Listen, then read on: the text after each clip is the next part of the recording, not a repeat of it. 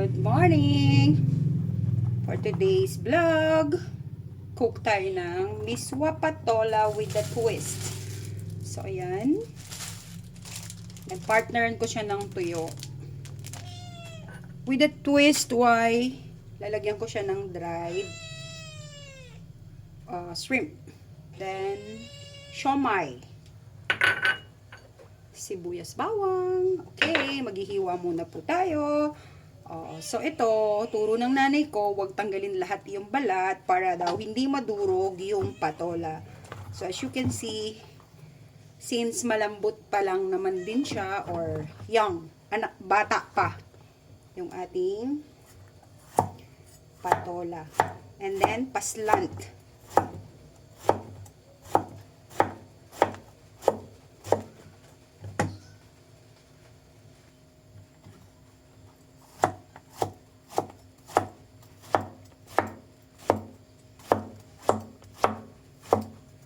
Dami guys. Binigyan niya kasi ako ng free, si Manong, tindero. Binigyan niya akong free na maliit. So ayan, prepare na tayo. Mag-start na po tayong mag-gisa. Okay. Hindi ako sure guys kung kasya lahat siya dito sa kawali ko. By the way, this is Xiaomi casserole. Shout out the Keneman, Xiaomi.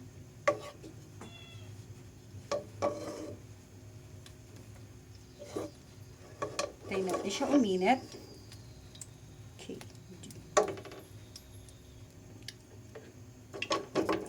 Unahin natin yung sibuyas.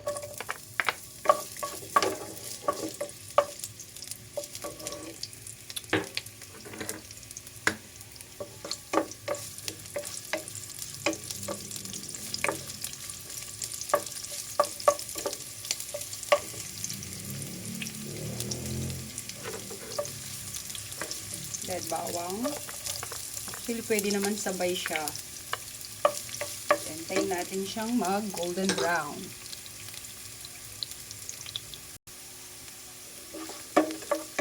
Ayan guys, medyo brown na siya. Lagay ko na yung dried hipon. Also, the siomai.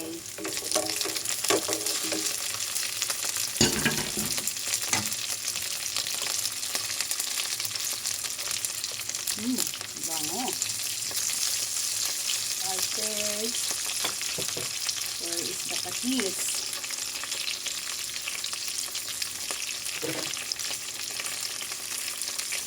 With a twist, guys, lagyan ko ng konting sesame oil.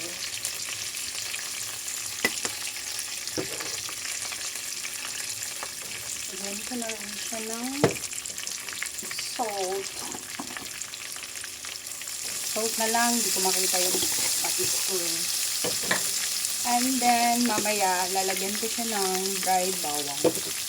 Bango.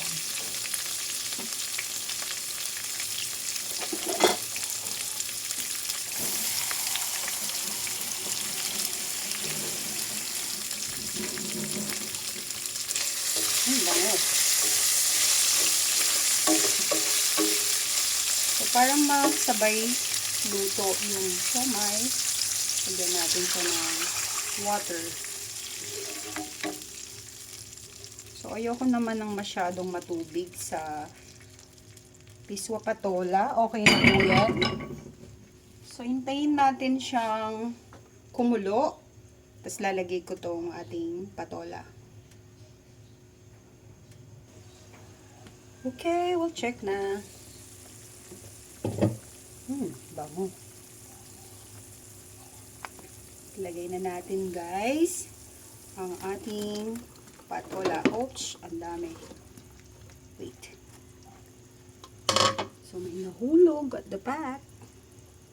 Sayang, hugasan natin.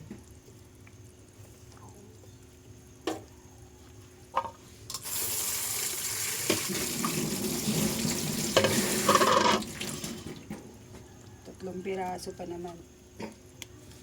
So, halo.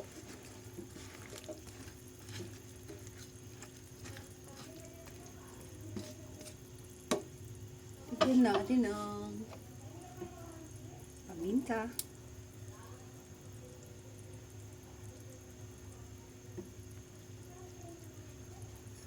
Okay. Since manipis lang yung hiwa ko ng ano guys, ng patola, I think sabay ko na yung miswa para hindi masyadong madurog yung ating patola. Kasi masarap yung hindi siya overcook. Oh.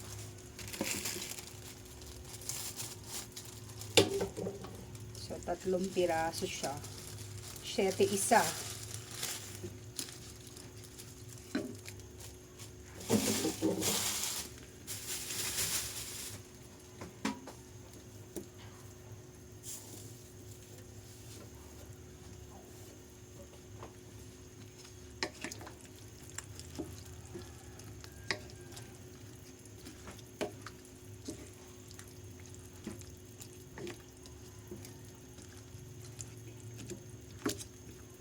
Okay, cover natin ulit. Hanggang sa kumulo ulit.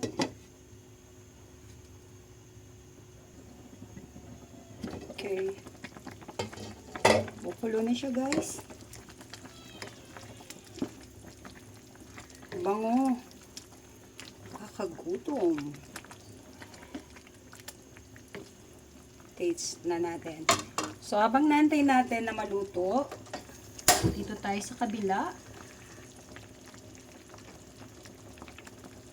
Okay.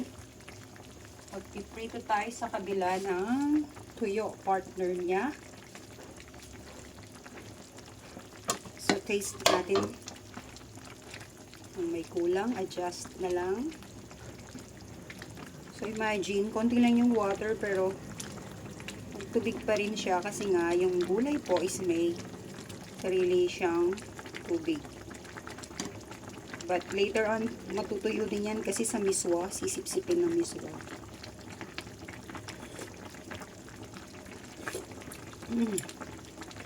Sarap. Nice.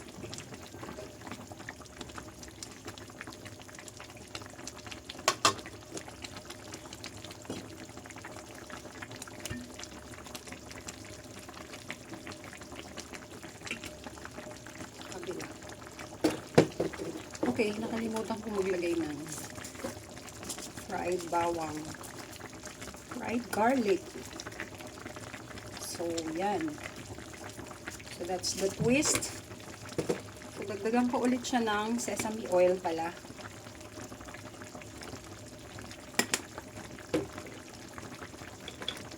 Ewan ko ba? Maalat yata akong tao. Konting salt. So, yun. Patayin ko na, guys.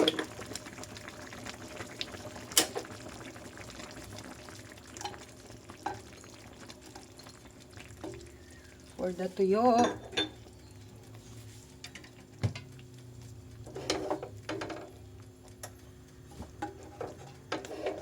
Bala na, mangangamay dito sa loob ng bahay ang tuyos. So, okay guys. Ayan po yung finish product natin. Ang bango. So, ano siya? Miswa patola with a twist. Nilagyan ko siya ng sesame oil and fried bawang po. And then, normally yung iba kasi, yung hipon is yung fresh. Ito is yung dried. Kasi ewan ko, favorite ko yun.